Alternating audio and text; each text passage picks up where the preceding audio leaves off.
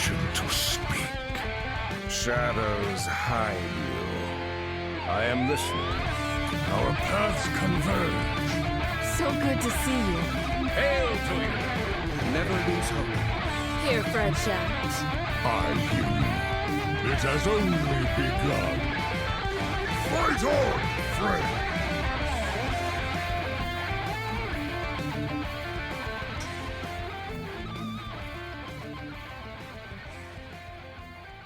Welcome to episode 487 of Concede, our Hearthstone podcast dedicated to making the competitive side of the game more accessible to you. It is Thursday, March 6th, 2025 in the evening. Coming to you from Nomergon, Ohio, it's me, Edelweiss. From North Rend, Massachusetts, we have Wicked Good. From Teldrassil, California, we have Nagesa. And from all around the world, we have you, dear listeners. This week's episode is brought to you by our producers, Number Theory, Crash, Beef Squatch, David P., Jeremy T., Bottle Caps, Grumpy Monk, The Burger Club, Kirk Regan, Grizzly Bear, May, SSJ5 Goku, and NY Kiwi. And by our patrons of the week, Joshua Byram and Swarm Tides. You can go to patreon.com/coinconcede to get perks like a thank you at the top of the show, early access to new episodes, one-on-one coaching sessions, and help support the show in the process. If you would like to support the show but cannot do so monetarily, please consider leaving us a 5-star review on your podcast feed of choice, as it always helps other people find the show. So, Life and Ladder. What are you all? Well, I'm very tired. So I've not gotten to play very much this week because I was away at a work thing in Florida for most of the week. I just got in at like 1 a.m. last night. So I'm and everybody in the house was still getting up at, the crack of dawn to go to school. So I've still been up since 6:30 this morning. So, I'm a little out of it. It's going to be fun. But, so I didn't really get to play a whole lot. I played some Warrior today after I got tired of playing what are supposed to be the good decks and just losing repeatedly. I was hoping I was going to get 11x with a lower rank. It didn't happen. So it's 10x. It's fine. I hopefully when we get closer to rotation, things will get a little bit, I'll find something broken and just climb with it. That's usually what happens. But I've been playing some Warrior. It's been fine. But yeah, I've not really played a whole lot this past week. Just because I was in like 12-hour days at this conference, and it was a good conference, but it was very exhausting. And I think I tried to play a game here and there, and I could just feel myself misplaying like horribly. I'm like, okay, this isn't even fun. Like, this is just like I'm not even making it through. But I did experience the most Florida thing that I think could possibly happen, because we're in this it's in a hotel with a convention center attached, and I wasn't staying at that hotel, so I didn't really have any reason to explore the hotel proper, because the convention center is big enough and kind of just kind of overwhelming and easy to get lost in. But I got a tip to go to the hotel lobby and check it out. And I go to the hotel lobby, and they have this little bridge or overlook. And inside the hotel lobby, there's just this rock in a kind of a pool of water with 20 to 30 alligators just sitting on it. just chilling, just chilling, just sitting there. It almost looks like a ball of snakes, but alligators. They're just all chilling, just sitting there, real calm, just soaking up the sun. And this is something they keep in the hotel. Apparently they have feedings twice a week, and they just keep gators in the hotel lobby for people to go look at, because Florida, I guess. So, and I was not staying on Disney property either, by the way. Not that I think that should be pretty clear, but this wasn't there's it's one hanging out by a pond, on the grounds. No, they keep 20 to 30 gators in the lobby just cause. Sure. In San Francisco at the California Academy of Sciences, they do have a albino alligator, or maybe it's a crocodile. I really don't know the difference. I'm sorry. I'm a bad biology teacher. I think the alligators are what we have in North America for the most part. I think crocodiles are more of like an Australia and like, Africa thing. All right. Well, they have an albino alligator, but it's like one, or maybe it has like one friend, and it's a science museum. It's not just a hotel. Yeah. This was a whole, there were lots of friends. They were all friends. There were a lot of them, and they were just hanging out, just chill. Is the Nile crocodiles or alligators? Probably I would assume crocodiles, right? Yeah. I don't know I wouldn't be able to pick them out, like tell the difference if I was looking at them, because I would be too busy like moving as quickly as I could in the opposite direction. But yeah, but I think we mostly have alligators in North America. But yeah, so yeah, I survived Florida. I came back. I'm happy to be home, and we'll get back to the grind as normal once my schedule kind of normalizes. But this has been it also, because like Maureen was chaperoning the 8th grade trip to Quebec. So like we were like 2 ships passing in the night where she was gone for like half the week. And then like there was one day where we were both out, and then like my parents were on call, and then I was out, and then, when she got back. So it was just a very weird week, though. I did take the opportunity to show one of the twins the entire Clerks trilogy on Saturday night. So that was fun. It still mostly holds up. It's like the acting in Clerks is a little bit high school theater, but it mostly holds up still. Well, I have also not played a whole lot because I was a little behind in my grad school class anyway, and then with all the drama with the cat last week, I got even more behind, and so I've just been trying to catch up. The cat is doing much better, for anyone who's concerned, since I told that story last week. Seems like she's on the mend, no bigger problem going on. So hopefully, hopefully I have not just jinxed it. We're going to go back in a couple of weeks and just like do another test to make sure. My husband was very much like came in like, I'm not a cat person. But he's actually like so concerned about the cat. He's more concerned about the cat than I am. It's very cute. And I am concerned about the cat, to be clear. But he's like, no, we should do the extra test just to make sure. And so he's like the grumpy dad in every sitcom. Exactly. I have pictures now of him letting the cat like sit on him in all kinds of positions, and I showed it to my mother-in-law, and she was like, I have never seen him with a cat on him. What? He really likes you. This is before we got married. Anyway, in terms of Hearthstone, I played a little bit like over the weekend and then a little bit today, and here I am, aggro enthusiast, base hitting aficionado, damage dealer extraordinaire, totally overtrading versus Zerg Death Knight. I have like a 30-ish% win rate with aggro Protoss Priest versus Zerg Death Knight, which is like on the stats site. It's supposed to be like 55% favored for the Priest. So I looked at that and went, okay, this is when the discrepancy is that big, it's my problem. So I think I just have to be braver and say, if they have the nuts, I'm dead anyway. Yeah. I with that deck as well, had a similar problem with DK. And that's the only thing I can think of, right? Is that, like, it in fact is not a matchup where you want to go to Mothership. It is that you just want to kill them. And, yeah, it's just so easy to get caught up in the whole, well, but I want to kill the Zerglings while they're small, because if they get infested, then they can instantly become big. Well, more relevant, they can death growl it, right? Like, that's probably the more relevant thing than them just immediately getting big. Perhaps it is just, yeah, but if they don't have it, they die. Like, yeah, I am thinking that is probably more likely the thing, because I've been trying the other way and it just has not been working out too well. So I mean, that's what ended up getting me to go back to the warrior, because you know what doesn't care how big they get? Sanitize doesn't care. Sanitize just kills them. So I just like, okay, if I'm just gonna, because I'm not going to like check myself and not overtrade.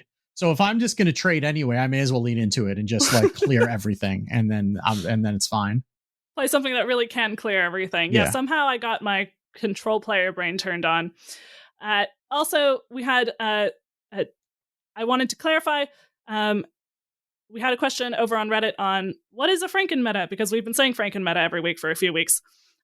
Not really thinking about the fact that if you are a newer player or just newer to being turned into this part of the community, maybe you don't know what that term means. So it is the sort of week between the patch going live and the actual expansion going live. So the new cards are not live yet.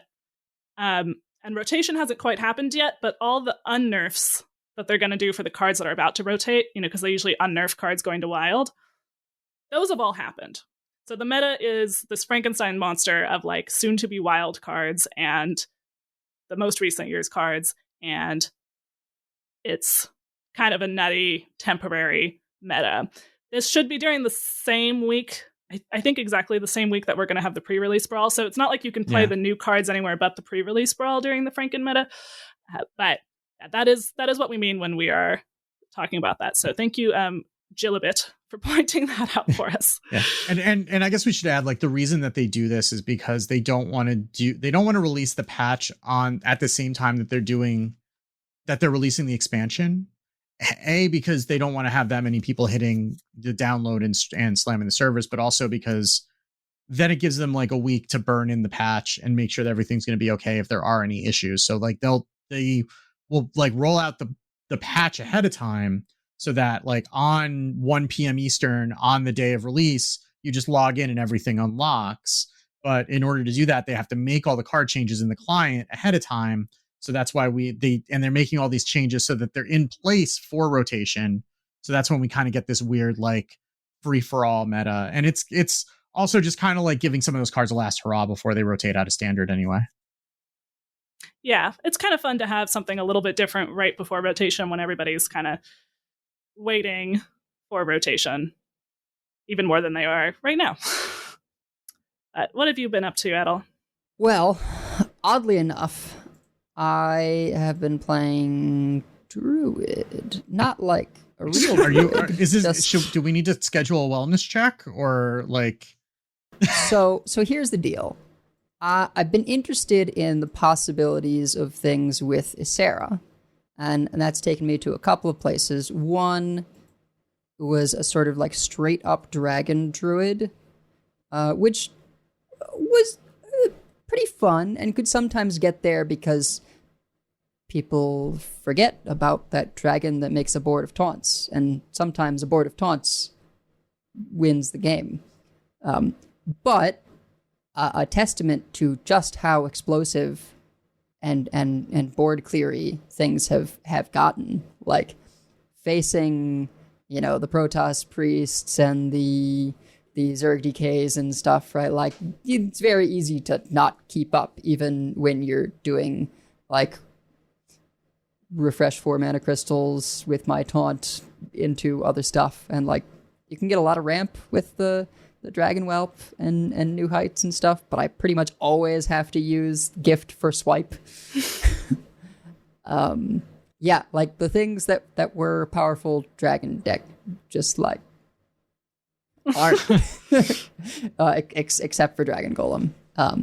But there is a fun thing. If you play Ysera on curve, that gives you 3 mana to then Trog with 12 mana crystals. And really, the conceit of the deck was just around the fact that you can get up to 21 mana crystals in this deck. And that's a lot of damage for Trog to do post-Ceaseless, or to use the spend all your mana, gain that much attack. So it was not that good, but it was fun and kind of funny. I eventually had to, like, take out a few things to squeeze in Ziliax and Yogg, because, sometimes you need more clears than just Ceaseless and Bob. So it did kind of devolve into I guess we do a lot of ramp into greedy things. Well, another way to do a lot of ramp into greedy things is to just play Regal Druid. And yeah, that since you have all kinds of legendaries, and when Reno Druid was played, of course I couldn't play it because it was played quite frequently. And for quite a bit of that time, it was also frustrating because Reno would poof Rey Estraza's portal. So you would get in these awful games of like, well, you could win by being the first one to portal, but then if it got poofed, then that was bad. So you had to like fizzle the Rey Estraza, so you had a backup if they poofed. Now you don't have to do any of that. One, there's no mirrors. Two, there's no Renos, and even if there are, you're not getting your stuff poofed. So yeah, it's just fun getting to actually play with Rey Estraza things.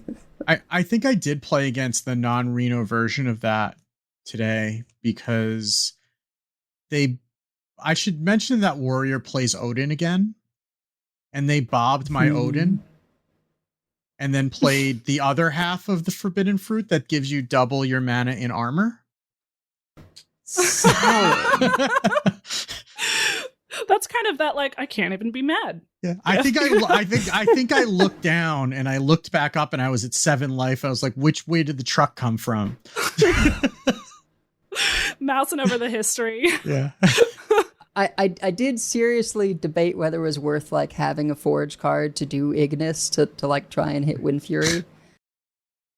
I feel like that's probably too much, but I don't know. It's crazy to me that like Ignis sees no play. It's like we forgot about him as a card. I'm playing it again in that deck, and it's like, oh yeah, I forgot that this is like, sure. no, but I mean, it's like I forgot that this is a deck. Yeah. This is a card, and like this does it, but it also just kind of feels fine now. It doesn't even feel like that strong anymore. I remember it feeling so oppressive. And it's, I mean, and like people are running like Vipers in ETC for Weapon Rogue, but it's like, I'm not even running into that. It's just kind of like, oh yeah, like I can get like the 10 mana weapon with Fury. I'm running Ysera, so I've got all the mana to be able to play it and still do stuff. And it's still like, yep. Well, this is okay. Like, yeah, it's okay to hit for 10 and summon 2 8-drops each turn. Yeah. So, yeah, honestly, I haven't even been paying attention to rank at this point, right? Like, I'm at Sea Giant or whatever, 8. So, we'll get there eventually. And I definitely will get there after the new set comes out. So, yeah, plenty of that stuff to talk about. And speaking of stuff that's coming in the new set, we should talk about a little of that and some stuff that you can go get right now. Gadgets and Gazette always gets the scoop. All right, so starting off, we do have an announcement of our own that we are going to be participating in Theory Crafting again this year. It will be on my Twitch channel, which is twitch.tv/wickedgoodfm. We will have bundles to give away. That'll be Megasa and I co-oping from 6 p.m. Eastern, 3 p.m. Pacific for the next 6 hours after that. So you can stop by at any point. We'll have a couple of bundles to give away over the course of the stream. You will not miss it, I promise. If you're paying attention, you will know what's happening. But yeah, so go and stop in. I don't know. They're not gonna have they don't have the drops set up yet for Theory Crafting, right? That's just gonna be for the pre-release brawl. But regardless, we will have bundles to give away. So you will want to be sure to tune in for that. Edel will drop in when she is available on that day as well. So, and if these priest cards that they keep holding back from me are worth it, then we're going to be playing a lot of priests on that day. Yes. So this will be Wednesday, March 13th. It's Thursday, March 13th. Thursday, March 13th. So yeah, the other thing with that is that we are not going to be recording the episode as normal on that day. We will probably be recording off stream that week. Just for those of you who like to tune in for the live stream. So next week, the schedule will be a little bit weird, but we will keep you posted, and obviously we'll get the raw audio out to to the patrons as early as we can, and we'll get the regular episode out to everybody as soon as we can next week. Yeah. So, and there will also be theory casting, most likely on the main channel for a longer period during that day. So yes, check it out. It's a good time. You can see the new cards early, and I am looking forward to it. And yes, also, I totally scheduled my final presentation for my class on the wrong day. I was like, I'll just get it out of the way early before the expansion comes out. And then you forgot about theory crafting? Then I forgot about theory crafting. It's okay. We can do both. Yeah. So anyway, in news that is happening right now, there is a new patch, 31.6.3. It came out about 2 days ago from when we're recording this on Tuesday. It is primarily a Battlegrounds patch. There are a couple of changes to anomalies and anomaly appearance rates. There's some bug fixes. It's all Battlegrounds. You can go read the patch notes in the show notes if you are so interested. We have a lot of cards to talk about, so we're going to kind of breeze through that a little bit. The event is live in the client as of Tuesday. The Release the Raptor event. Do be aware that the first weekly quest involves playing cards from the last 3 sets, and it will only advance if you are playing ranked standard. So it says it on the quest, but it's easy to miss and wonder why the thing isn't going up. So if it looks like your quest isn't advancing and you're not playing standard, that's the reason. But just do be aware of that you will have to progress that in ranked standard. If you're taking a break from ranked from standard right now, and honestly, this is a good time to do it. You can always wait until after the patch goes live with the nerf reversions and everything, and then try, whatever weird stuff we're doing in that week in standard before the expansion comes out. But just do be aware of that, because it's very easy to spend a lot of time playing those cards and then find out, oh yeah, it's not actually doing anything. Question: do we know? Like they announced that there will be a bunch of balance changes. Are those going live with like that Franken meta patch? Yeah. So we'll have like a week of them before the new cards hit? Those I believe will all be live in 32.0. Oh, interesting. So it'll both be the like unnerfing Yes. of a bunch of things and the nerfing of a bunch of new things. So we're really going to only be playing old cards. Basically, yeah. Which is also going to make clearing that quest a little bit awkward if everything that is worth playing is going to be from the prior year and not the ones that are actually going to advance the quest. But, I mean, maybe we'll see, right? Like,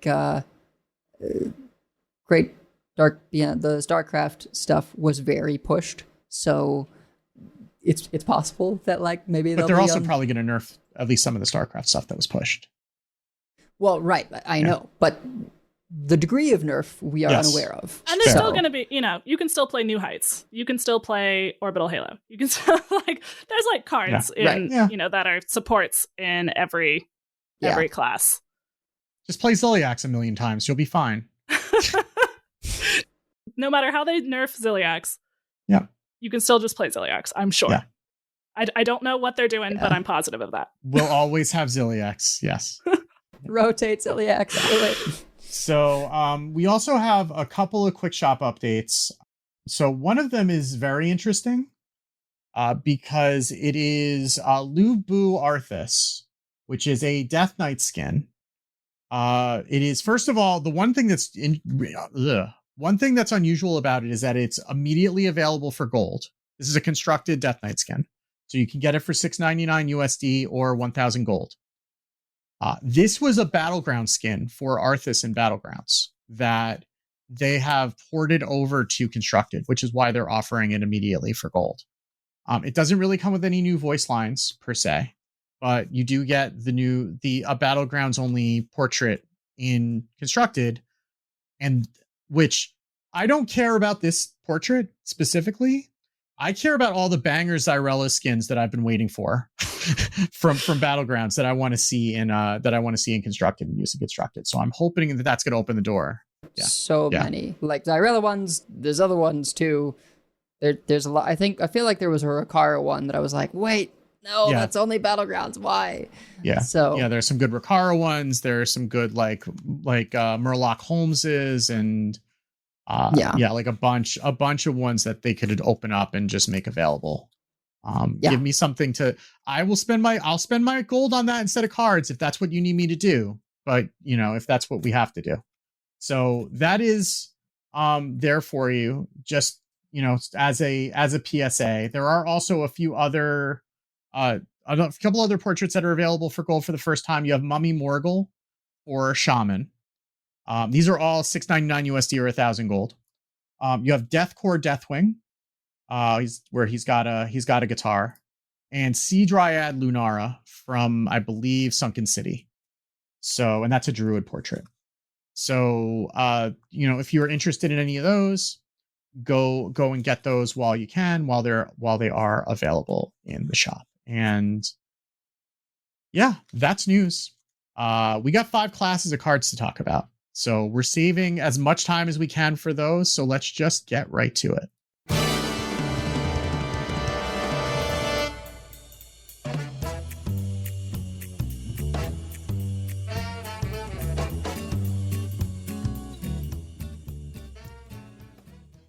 All right, so we have several classes that have been revealed since last week. So we're just going to go ahead and jump right in here with Demon Hunter. We have kind of a death rattle theme, a demons theme, and these dread seeds. So let's see. Where do we want to? Yeah, and they kind of overlap with each other. Like some of the demons are death rattly. Some of the, I don't know that any of the death rattles don't necessarily care about demons, but some of them care about big big minions rather. So yeah, there's some overlap there. But it's kind of two directions that the class is going in as a whole, and then dread seeds. Yes. So I suppose we can start with some of these death rattle cards. So we've got a couple of demons that resurrect other death rattle minions. So there is a 5-mana 5/3 demon, Ravenous Fell Hunter, that says death rattle, resurrect a friendly death rattle minion that costs 4 or less and summon a copy of it. And then we also have a 7-mana 7/5 demon, Ferocious Fellbat, which has death rattle, resurrect a different friendly death rattle minion that costs 5 or more, summon a copy of it. And note that does say different. It can't resurrect itself or like another version of itself. It could resurrect the Ravenous Fell Hunter, though. And then you kind of have a nesting set of death rattles. One big death rattle card that we got was the Wild God Omen, which is 10 mana, 6/12 Demon Beast with Rush and Wind Fury. Death rattle, deal 1 damage to all enemies, improves after this attacks. So I have a question on this. I assume that this dies, and it's been improved after its 2 attacks, so it's at 3. It gets resurrected. That resurrected is at 1, right? I would presume so. Yes. Okay. Good. We're good. Because otherwise it would say it would say wherever this is. Sure. Right? Sure. Yeah. Now I do wonder though. I would assume same thing happens here, but skydiving. You pull it out of the deck. It attacks twice. It doesn't die. It goes back in the. Sorry, cliff diving. It goes back in the deck. Does it stay? That's a hack question, I think. I would presume no, because it's changing state into. It's the going deck. backwards, right? It's going into a backwards zone, right? Right, and it usually heals, right? It'll go back up to full health. We know. Yeah. So usually when things go into a previous zone, right? Because normally the normal progression is deck to hand to battlefield, right? Mm-hmm. So if it's going backwards in that flow, usually everything gets reset unless it specifically says that it doesn't. Right. So like tradable is a specific exception, or sometimes things will say that it maintains, but that's like adaptive amalgam will say that, right? It'll say it'll keep enchantments or whatever. But since it's going from play back to deck, I would assume it does not stay. So this is basically only ever going to death rattle deal 3 unless they're dead anyway. Probably. I mean, it could stick. It's got 12 bot, right? Well, so it's but if it sticks, they're dead. So the death rattle doesn't matter. I mean, it's 12 damage. It's not always dead. There's a lot of armor. Like Arcanite Defense Crystal's not going away. Okay. Yeah. Well, we'll get to Arcanite Defense Crystal, but yeah, a lot of times a Demon Hunter will do pretty crazy things if they're able to stick something like that. But I do find it exciting that you can cliff diving, pull out Omen and Ferocious Fellbat, kill off the Omen, and should they have anything left, kill off the Fellbat, and it summons another Omen, right? Like, that's just cool. Your opponent has to have a lot of stuff for you to be able to kill off both of those things in one turn. Right. But yeah, and then the one that resurrects would stay, right? That's pretty cool. I mean, Fellbat getting 2 Omens back is probably what you're trying to do, right? Yes. But you mentioned Arcanite Defense Crystal, and that is a problem. So, Magesa, I'm sure you're aware of this. Arcanite Defense Crystal is a death rattle that costs 4 or less, perhaps the only one in the deck, which can be revived by Ravenous Fell Hunter, the 5-mana 5/3 death rattle, resurrect friendly death rattle minion that costs 4 or less, summon a copy of it. And then Ravenous Fell Hunter can get resurrected by Ferocious Fellbat and summon a copy of it. So, okay, you have 1 Arcanite Defense Crystal. That dies, gives you 6 armor. Ravenous Fell Hunter dies, resurrects 2 Arcanite Defense Crystals. That is 18 armor. 1 Ferocious Fellbat resurrects 1 Ravenous Fell Hunter, resurrects 2 Ravenous Fell Hunters, which each resurrect 2 Arcanite Defense Crystals. If you have Nesting Dolled this much with 3 cards... And we haven't even talked about the Exodar yet. Yeah, I mean, fortunately, I will say, they don't have Rush, right? The Ravenous... well, they could if you have the other Starship stuff. From you could give it Rush and Wind Fury. Oh no, I'm saying no, the Death Rattle minions. Right, the Resurrect Death Rattle dudes are vanilla. They don't have keywords besides Death Rattle, so this may be not as terrifying as you'd think, because you're just playing a 5-mana 5/3 or playing a 7-mana 7/5. Of course, we're doing cliff diving, but there's steps that have to be taken. But also, like, silence is gone, poofs are gone, right? Yeah. So it's not like these are triggering. Bob's gonna get nerfed. Yeah. And then as soon as one of these triggers, like as soon as the Fell Hunter triggers, then there's 2 taunts in your way. Right. Yes. And so with having played just 3 cards, Arcanite Defense Crystal into Ravenous Fell Hunter into, a couple turns, but then Ferocious Fellbat. The Ferocious Fellbat will eventually get you 4 Arcanite Defense Crystals, which is another 24 armor. And then, all of those will go into a starship that will give you all that armor again, which is like 40 something. It's like 80 plus armor. Just it's be ridiculous. Really big. Well, and there's a card return. So if somehow they do kill your giant starship, or even just you need a little bit more from an Arcanite Defense Crystal, there is also a card return policy. 3 mana, discover a friendly death rattle card you've played this game and trigger its death rattle. Yeah. So you do that on the 5-drop. Yeah, you can't do it with the big starship, but you can do it with the Fell Hunter or the Fellbat. Yeah. And so you discover your Ferocious Fellbat that has died. That's the one that summons a minion that costs 5 or more. So it summons a couple of the Fell Hunters, or maybe your starship has already died and it summons that. So, yeah. Now, I guess I should say, this is all assuming that Arcanite Defense Crystal is going to be the same thing as of 32.0 as it is right now. And the fact that you found this without much effort, right? I would hope that design is also aware of this and is taking some sort of, appropriate action on Arcanite Defense Crystal to keep this from being a thing. If it goes down to 4 armor, it will be annoying, but not insane. Or up to 5 mana. Yeah, it might need to go up to 5 mana, right? Yeah. Like, it's definitely going to be a serious question. I wouldn't be surprised, actually, if... I mean, I don't know if they will touch Arcanite Defense Crystal, because I don't think it has been on the block because everything else is so high-powered. But assuming they do, let's say it goes from 6 armor to 4 armor. Hey, that's its toughness, symmetry, yay, aesthetics. So frequently they have to nerf things to break aesthetics.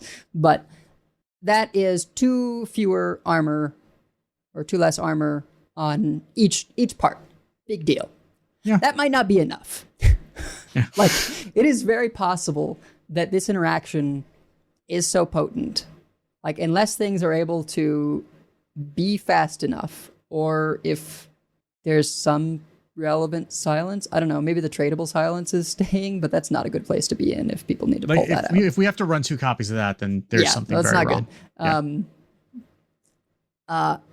Good. Like it's still, you go 4 and then 12, not even counting the resummon of the thing, and then it's another 4 times 4 is 16, right? So we're at 28 armor from 1 Arcanite Defense Crystal, 1 Ravenous Fell Hunter, and 1 Ferocious Fellbat. And then when you summon the Starship, it's another 28 armor. Yeah. Ignoring the health value of the taunt. Yeah, it's spooky. It's I mean, there's also the fact that, like, this is very clearly, like, Omen is supposed to be the target for Fellbat, right? Like, that's like, it's pretty obvious that that's how it's being designed. Like, there's also Jump Scare, discover a demon that costs 5 or more with a Dark Gift, shuffle the other 2 into your deck, right? So, like, that's something that you, like, presumably the way that this is supposed to work, right, is that we're playing Omen, we're playing Fellbat, we're playing Jump Scare, we're probably playing Cliff Diving to get them out of the deck after we've shuffled them in, right? And then we're trying to play Big Demon Hunter. Everything that we've talked about in the Arcanite Defense Crystal, like if Ravenous Fell Hunter is the demon in Big Demon Hunter, then that is not happening, right? So I think that, and it's pretty obvious that that's where we are with that. So hopefully they're going to address that, because that seems like, not only is it seem miserable, but it also is another one of these things, like, it just flies in the face of class identity, right? Like, Demon Hunter is the healing class, but it really is not an armor class. Yeah, I think it'll basically come down to, when you've got all that armor, are you able to build a win condition?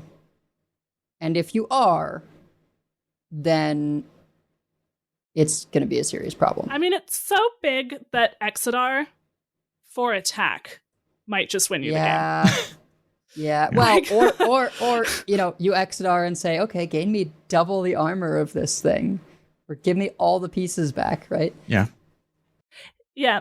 There's, I think, this is either they've tested this and they really think it's fine, or they're going to hit this in some way. I think there's some interesting, assuming that we're not doing this because something happens, there's other synergies here, right? Like, there's other death rattles. There's Nightmare Dragonkin is a 3-mana 4/2. Death rattle, reduce the cost of the rightmost card in your hand by 2. There's Spirit Peddler is an existing card, 6-mana 6/6 demon with rush and death rattle, reduce the cost of a random minion in your hand by 6. You have that with some big stuff, maybe Mike Theridon. Umpire's Grasp still exists. Shopper still exists. I think the intended target is Dreadsoul Corruptor, which is new. 4-mana 4/4, Battlecry and Death Rattle summon a random dormant Dread Seed. And so you can have we'll get to them, but Dread Seeds early game that then brings you into your Omen late game, right? Where you're resummoning a bunch of Omens, right? So your Ferocious Fellbat can resummon Omen, or it can resummon Ravenous Fell Hunter, which will give you the Dreadsoul Corruptor, which will give you more Dread Steeds, and it's like this death rattle chain of pressure, right? Rather than a death rattle chain of taunt and armor. Right. Yes. And speaking of the Dread Seeds, so if you've been playing long enough, you probably remember the Wild Seeds, because they were bonkers good. So we have sort of corrupted versions here. So the Dreadseeds, there's 3 of them. One is Crow Dreadseed. It is elusive, dormant for 1 turn. It's a 3/3 undead beast. Ooh. Then the next one up, dormant for 2 turns, is a Hound Dreadseed, 4/4. When this awakens, give your hero +3 attack this turn. And then the Serpent Dreadseed is dormant for 3 turns. It's a 5/5 with taunt and lifesteal. So, but then there are ways. So there's several ways to summon them. Like, these are not collectible cards, right? Just like the Wild Seeds weren't. So Dreadsoul Corruptor will summon them. Grim Harvest is a 2-mana spell. Draw a card, summon a random dormant Dreadseed. Wyvern's Slumber is a new 3-mana spell. Choose one, summon 2 dormant Dreadseeds, or deal 2 damage to all minions. So we have a few different ways to get the Dreadseeds. Definitely Dreadsoul Corruptor seems like the main way. Yeah, that you would be getting the Dreadseeds. And I think the fact that Dreadsoul Corruptor can then be brought back for basically the same value from Ravenous Fellhunter, because you summon 2 of them and they each have the death rattle. So even though you're not getting the battle cry, it's still 2 more instances of Dreadseeds. Yeah. I think that is why there's not like a legendary that says summon 1 of each, the way that there was for Hunter, because it's just not. Yeah, you don't need it. Necessary. Now, notably, there is no time ramping, right? One of the Hunter cards said, and they all accelerate a turn. There's none of that. Yeah. Not yet. So you... Yeah, we'll see what happens when they get to the mini set, but not yet. Sure. I don't know. It seems like a pretty its own little box mechanic that they wouldn't necessarily add to, but yeah. I mean, they also had to nerf all of the Wild Seeds, so I'm sure that they went into this thinking about that. Like, even though they're corrupted and supposed to be stronger, like, I'm sure that they considered, like, hey, we had to nerf all of these. These were all stronger than we thought they were. Let's take it down a notch, right? Did they nerf the Rush one? Did it go from 3/1 to 2/1? Did that happen? I believe, it did. Yeah. Oh man. Yeah, they nerfed all of them, I think. Yeah. And the weapon one multiple Yeah, the times. weapon got nerfed. Yeah, they all got nerfed at one point or another. Like it was a 5/4 with a 4/2 weapon. Yeah. And ended as a 4/3 with a 3/2 weapon, but it took multiple hits. No weapon here. They perhaps learned the lesson on that one. But yeah, basically instead of Rush, the Crow is the full-on 3/3 and elusive, which is arguably stronger. Then the 2-cost one, instead of a taunt, you get 3 attack for that turn. 3 attack, definitely more balanced than a weapon that you get 2 swings of, right? And then taking the place of like taunt and 3 turns. That taunt lifesteal 5/5 is like, it's a little spooky. Well, but you're not speeding it up, right? It's true. Yeah. It takes a while. You're actually going to have to wait the 3 turns until you get it, which can be a long time. Right. Yeah, it's interesting. Like, they're less about any sort of immediate value, the way that you got out of the Rush or the weapon in the Hunter one. Here, it's only the 2 cost that gives you that, like, 3 attack right now. So that might be the one that people really are trying to get a lot. Yeah. And even, I say right now, it's like the next turn.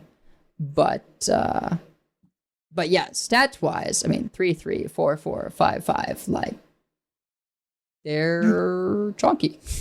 Yeah. I'm seeing more. I'm just looking through theory crafts that people have put into the Discord.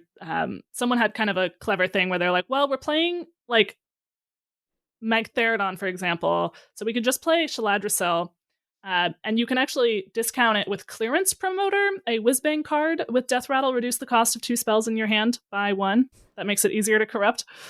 Also, Fey Trickster is a new card that will tutor Shaladrisil or Cliff Dive when it dies. Tutoring Cliff Dive, definitely nice.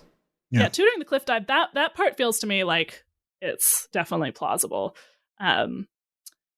Rest in Peace is also a card that Demon Hunter has access to, although it's kind of risky because you're also resurrecting your opponent's highest cost minion. But if you think you're going to cheat yours out Yeah. sooner with Spirit Peddler, and you have something like Briar Spawn Drake, will probably kill whatever you get out for them. I will say, notably, though, like, if it's a Death Rattle, the tutors Cliff Dive, well, but if you've got the Cliff Dive, then you could hit that, and it's not the greatest hit off of Cliff Dive. So there's always a balance when it comes to, like, deck building with Cliff Dive. It's not a great hit off Cliff Dive. Like, I don't know how it goes having... I think if you're doing Dread Seeds and Cliff Dive, probably Dread Soul Corruptor is your lowest cost minion, and you try and make everything else spells or weapons. I guess if we're running Rest in Peace and we're running Omen, you don't really care what their highest cost thing is if you're getting an Omen back from it. That's true. We will have Tusk Piercer back in core, which is a 1-mana 1/2 weapon with Death Rattle, draw a Death Rattle minion. Oh yeah, that's good. Yeah, that was real good solid. when Death Rattle Demon Hunter was a thing. I'm pretty happy about that being back in core. I think that was a solid choice.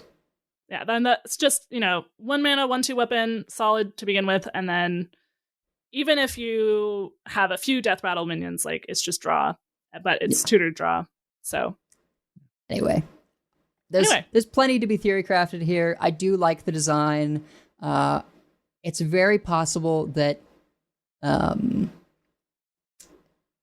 downside of the fact that they are just 5-mana 5/3 and 7-mana 7/5 the turn that you play them may be the balancing factor, but the Death Rattle's just so strong that it makes me nervous. Couple cards remaining. Not a fan of this legendary. Yeah, so we have Alarashi is a 5-mana 5/5 demon beast. Battle cry, transform minions in your hand into random demons. They keep their original stats and cost. So I actually made a spreadsheet, because of course I did, with all of the demons that will be in standard after rotation, and coded them by like tiers A through D. Oh, no. And it was like 46% I thought were like pretty good to good. Maybe it was like 25% like, yeah, we want to hit this. Like, we got Mike Theridon or something. It was, then it was like 30% or maybe like another 25% of like, yeah, okay, this is okay. And then like fully half was just garbage. There's a lot of stuff in Warlock that's got like pain synergies, which we could run the pain package from Perils from Priest, but like, are we really doing this? It's only ones in your hand. So like, yes, a quarter of them are likely to be bangers, but the variance just in minions in your hand is pretty high. You could get more minions in your hand by doing crewmates, but are we really doing crewmates and they still cost 4? Like crewmates cost 4. That's kind of a lot. Yeah. And like, you're not necessarily even getting like a lot of the pain synergies per se. You're just getting the pain. Like you're getting like Malefic Rook. Like that's just going to hit you in the face for 5, whether or not there's a payoff for it. Right. And like, I mean, I guess you're trying to hit Archimond at the end of the day. Like that's the dream. Well, it wouldn't hit you in the face for 5. It would hit you in the face for whatever the power of the thing it was. Yes, that's true. Yeah. But you're not getting the payoff of an overstated for its cost minion. Right. Yeah, so like things that I assumed were like that you want to get. So like Archimond will resummon all of the other stuff you got. Great. Like Wretched Queen gives you some taunts. Moag Forge Fiend is okay. That's a taunt that gives you some armor. Window Shopper could be good. Mike Theridon could be good. Omen, depending on how big the minion is, could be good or not. Depends on how big the minion is that you gave Fresh and Wind Fury. Yeah. But yeah, even the good hits were like, okay. And like, you could also get like Urzel Rager, a tiny Doomguard, a tiny Gibbering Reject, Vulgar Homunculus that just like hits you. Adaptive Amalgam actively shuffling itself in when you haven't buffed it is like bad for you. Like there are things that you just don't want. So this is not Prester, basically. Yeah. Well, and Prester did your deck, right? The whole reason it kind of worked was that you had some draw engine and it would be your top end, and now your aggro deck has said, I'll draw high value dragons. Well, it's But also that this is your hand. I mean, it's that, and then like dragons on average are very large and just generally on the higher end of the cost scale anyway. So getting them for cheap, and it didn't change, or it did change the stats, right? Like Prester, Yeah. but It worked I the mean, same way in that but sense. you had a lot of a lot of beneficial battle cries on them, right? Like there are not nearly as many good battle cries on these demons. The battle cries that are there are like hit yourself in the face. That's Right. the battle cry a lot of the time. Yeah, like you could get Priestess of Fury, but you could also just get hit yourself in the face. Yeah. Right. And Priestess of Fury would be worse because it would have the stats of whatever thing you're playing. Right. Oh, I forgot that it was based on her stats. Yeah. There's a fair number of things that are based on their Window power shopper or would be something. the dream there, right? Like you get that on like a one drop and then Sure. Yeah. But like I think perhaps even more than all that is just the fact that it's transforming your hand. And if you've got, like, why would we have a bunch of garbage minions in our hand that we want to transform? We would have played them already if we're an aggro deck. Yeah. Right? So it's just very, very weird and unintuitive. Yeah. Yeah, I mean, if we get something that starts generating like a bunch of 1/1s into our hand, then maybe we start looking at this. But there are still so many low rolls that it's just like, you need to have a really good reason to do this. And maybe there is one, or maybe there will be one, but it's hard to envision that right now. It strikes me as the kind of card that just is generated sometimes and you go for a Hail Mary, right? And not really the kind of card that's run. Yeah. I mean, Jump Scare will offer it to you occasionally because it is a demon that costs 5 or more. Yep. Yeah. It's not a wild god, so it won't come off of Malorn. That would be Omen. That is the wild god. Yeah. The wild gods kind of all have to be like at least 8 cost for Malorn to feel good across the board, right? Yeah, exactly. They're all big boys. There's one more. Oh, we didn't talk about Defiled Spear. Oh, yes. Which I think is pretty worth just doing a quick brush of. Defiled Spear, 4 mana, 2/3 weapon. After your hero attacks an enemy, deal your hero's attack damage to another random enemy. It's like a high cost for the stats of the weapon, but if you have the totem out that gives you +2 attack, you can swing face for 4 and deal. Like, the best situations are where they have one minion, and you can either swing into that minion to go face or into their face to hit the minion. Yeah, I mean, it's like the honorable kill weapon. Or is it honorable kill or overkill? Yeah, it was honorable kill, right? Yeah, like, so where if it was honorable kill, it would also deal damage to the opponent's face. Now, this is dealing down. You basically always want to hit face with this because there's no guarantee that it's going to the other hit's going to go face because it just says to another random enemy. Right. But if they have a single taunt, and so you have to hit the taunt, you get to hit their face also. Right. Or you just really want to see if you can clear.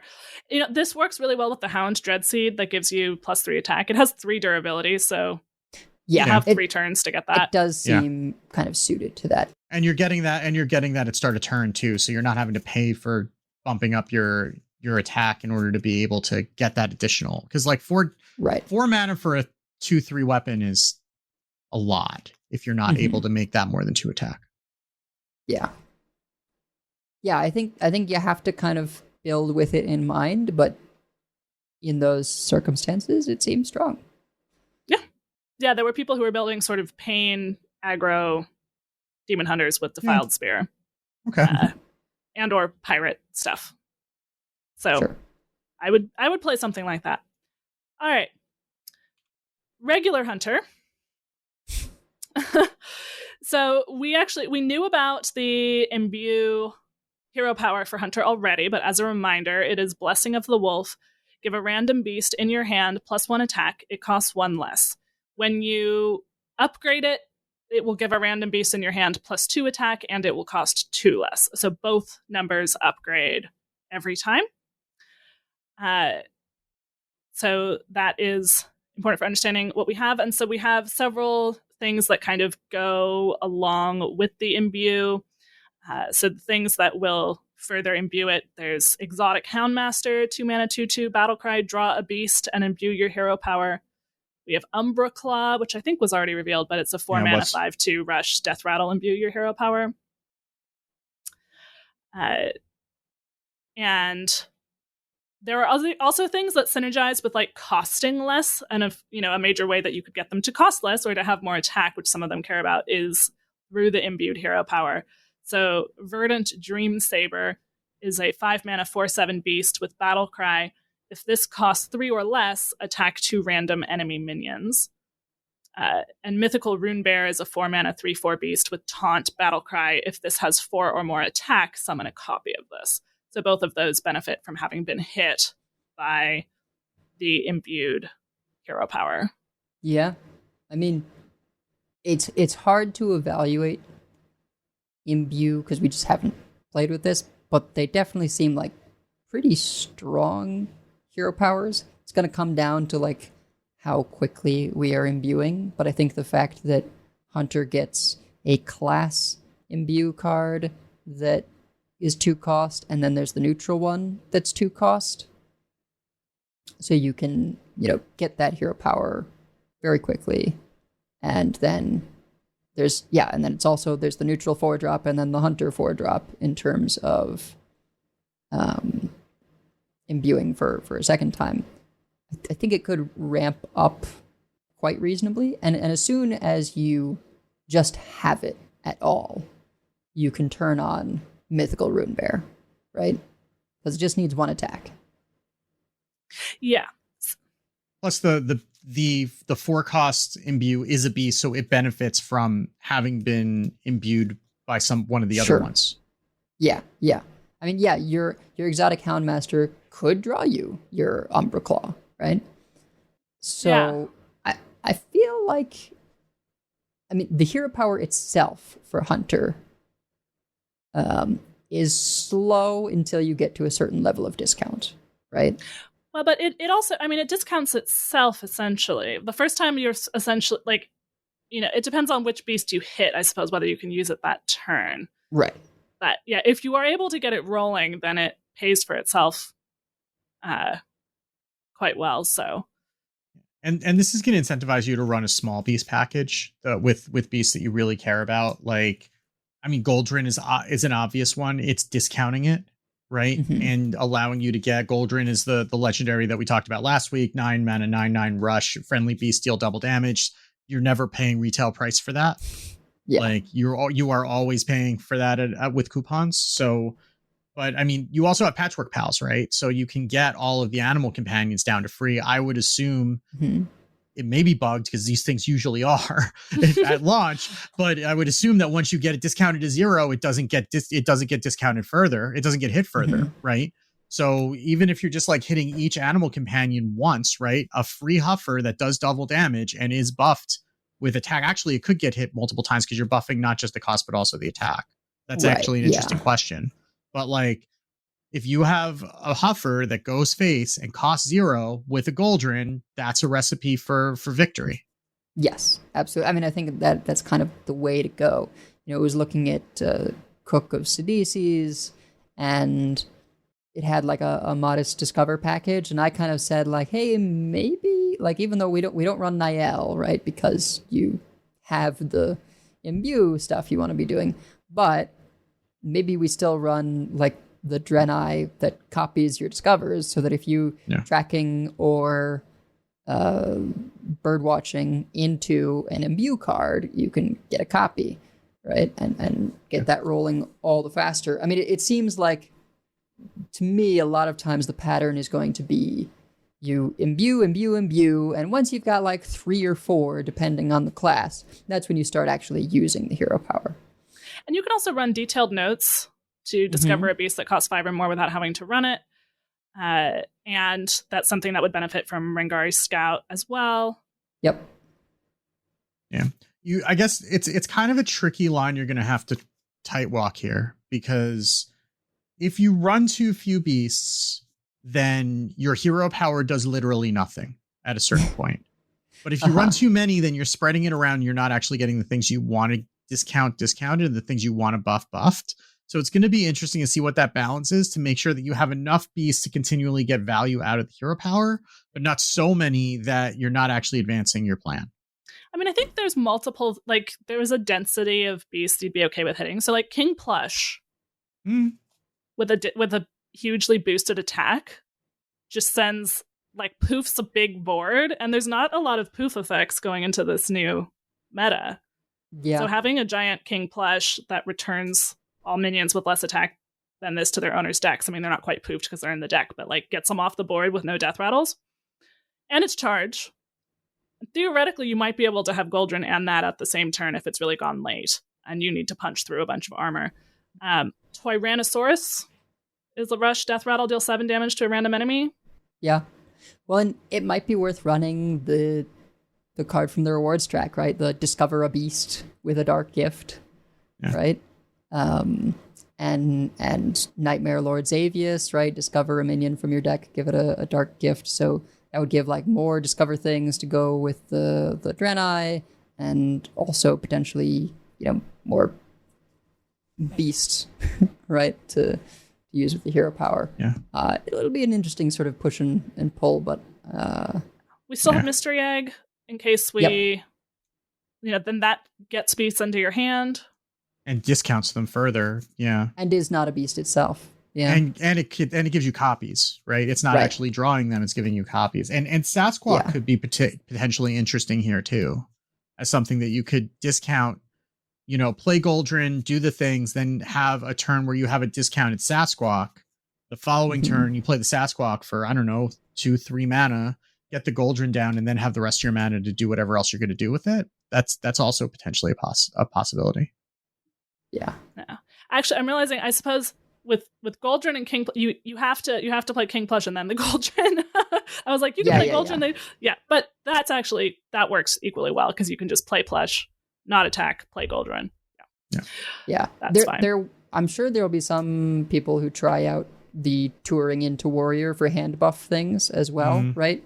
So you do a more focused package, and then you have these hand buff spells to buff your King Plush if you're doing that, or probably just your Huffer, right? Yeah. And you just sort of hope you don't draw Goldrin for a while so it doesn't eat the buffs, and you can get this, charge Goldrin sequence going.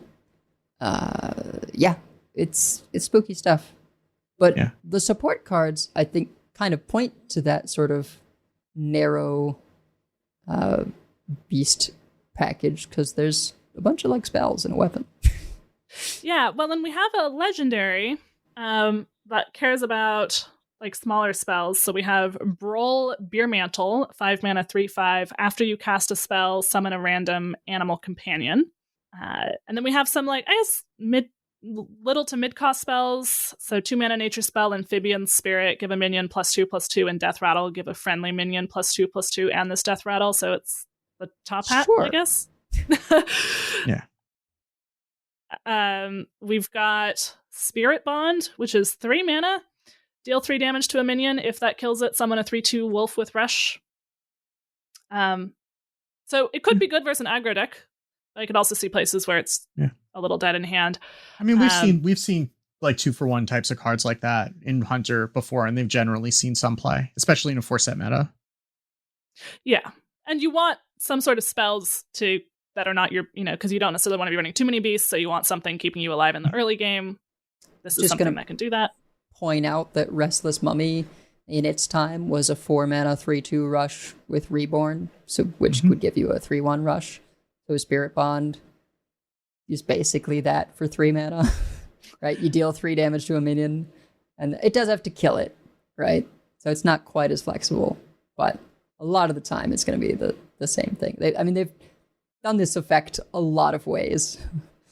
And didn't Hunter have like a card that actually just was that, like, deal X damage to something and then summon a thing if it dies? Like, I think this is like something that we've seen in Hunter specifically before. Yes, the thing summoned didn't have rush, but there was a 4-cost spell that dealt 3 damage and summoned a 3/3 wolf. Yeah. Yeah. No, okay. You guys have convinced me that because we do need, if we're doing this big beast thing, we need to not die. Oh yeah, Flanking Strike. Flanking Strike saw a ton of play. Yeah. Yeah. And that, and like you said, that wolf didn't even have rush. So yeah, this is just like this is strictly better than flanking strike. We also have Grace of the Great Wolf, which is 4 mana, choose 1, deal 4 damage to the enemy hero, or summon 2 3/2 wolves with rush. Now that is really like, that's exactly, at least one of the options is exactly the Restless Mummy, right? Two 3/2 wolves with rush is the same difference. But with the flexibility of sometimes you can deal 4 to the enemy hero. Great. Yeah, and like 4 mana for 4 damage to the enemy hero is expensive, but you're not running it for that, right? You're running it for the 2 3/2 wolves with rush that also, if you happen to need a little bit of over-the-top damage, you have it as an option. Like, people ran Void Shard. They didn't love it, but you did it. Hey, speak for yourself. I love that card. And lastly, we have this weapon, Shepherd's Crook. 3 mana, 3/2. After your hero attacks, summon a 3/3 sheep that's dormant for 2 turns. I will say the sheep is very cute. That's basically what I have to say about this weapon, is that the sheep is really cute. It's weird. I don't know quite how to evaluate getting 3/3 in 2 turns. Like, yeah. Like, why do I want that? Right? Like, you have to want the sheep on board, because it doesn't even have rush. It's like, it's going to wake up and it's just going to be sitting there like an idiot. And like, what are we doing with that sheep in 2 turns? Like, why do we care? I mean, it's still like stuff that you're just getting sort of for free on top of the weapon. So like, I could see it going either way on this weapon. It might see play just because it's like, yeah, you have a 3/2 weapon, and then like down the line, you've got stuff, and we want stuff. Yeah. But I could also see it just being like, yeah, we have 2 board slots that are taken up for 3 turns. Like, and they're not even great minions when they come up. Like, it's not even like you're getting something good when it comes up. It's just like a vanilla 3/3 sheep. I mean, it's not.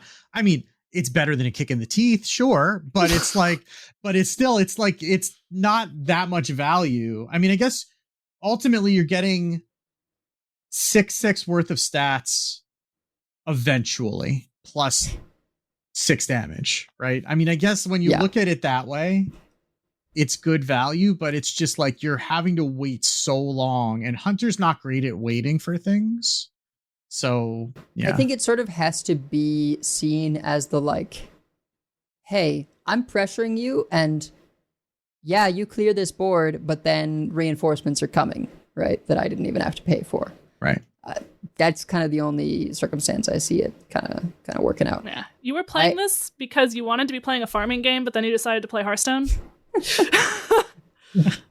Now, are we keeping the spell that gives all your stuff death rattle, summon a random beast? That's going, isn't it?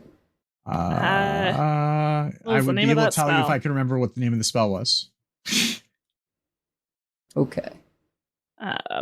We're still... It was nerfed to 4 mana, I believe. Oh, RC Rampage? No, not RC Rampage. The one the one I think it was Badlands.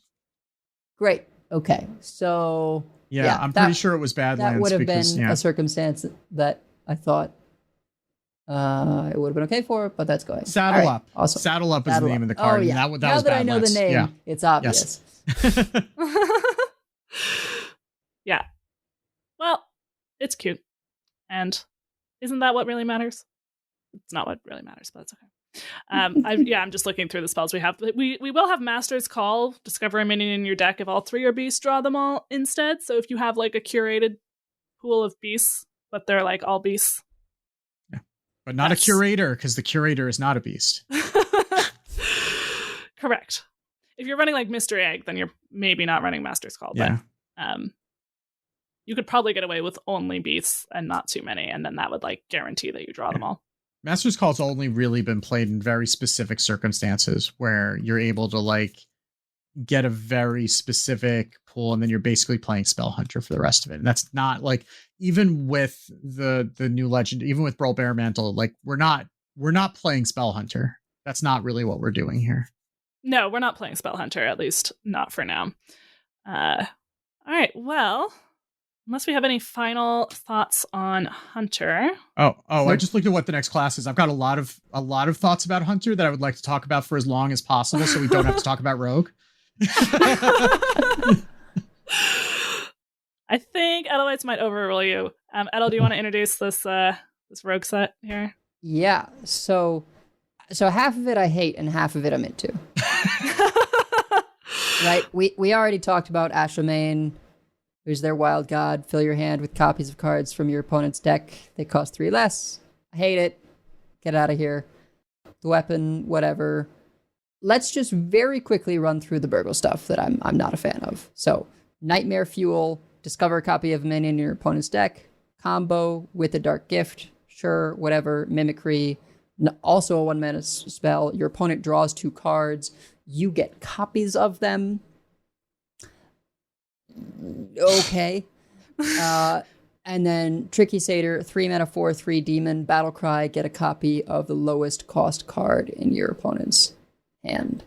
Well, there's also one more, right? Because there's Shadowcloaked Assailant, which is a 4-mana 3/5 battle cry. If you're holding one of the same cards as your opponent, shuffle theirs into their deck. Right, which makes Mimicry less bad? No, it's still bad. It's still bad, but like you could Mimicry and then go, actually, I'm going to shuffle one of those back in your deck, but I did draw you 2 cards. Yes. And the 1 game out of 10 where it works out that way will be glorious. But it's like, I mean, okay. I played a lot of Devourer of Envy, which was the Thief Priest legendary, where whenever you played a card that then you would steal the opponent's copy of it. Mm-hmm. If you played a card that was a copy of one that's an opponent's, then you would get the copy of it. It never worked out. It almost never did, because like I tried to. Like you have to basically make the copies and then play that immediately. I mean, that was also a little more expensive because then you also had to play the cards. But even then, right? Like you have to do this back to back. You need to be playing Mimicry immediately into Shadowcloaked Assailant because it is very easy for your opponent to just dump the cards. And then you go out of your way to play the Shadowcloaked Assailant. Oh, well, they played the card that you stole. So, right. And sometimes it's like they drew another copy and then you get confused or whatever, or it's not actually the one that you copied or whatever. Or they played like a drink and you thought that you were going to get rid of it, but it's not really the same thing because they played the drink and now it's got 1 less drink and it's not actually the same thing. I got a lot of people checking in on me to make sure I was okay after these were revealed. And I will tell you that I am, because as long as these don't get buffed into competitive viability, these are all generally very bad.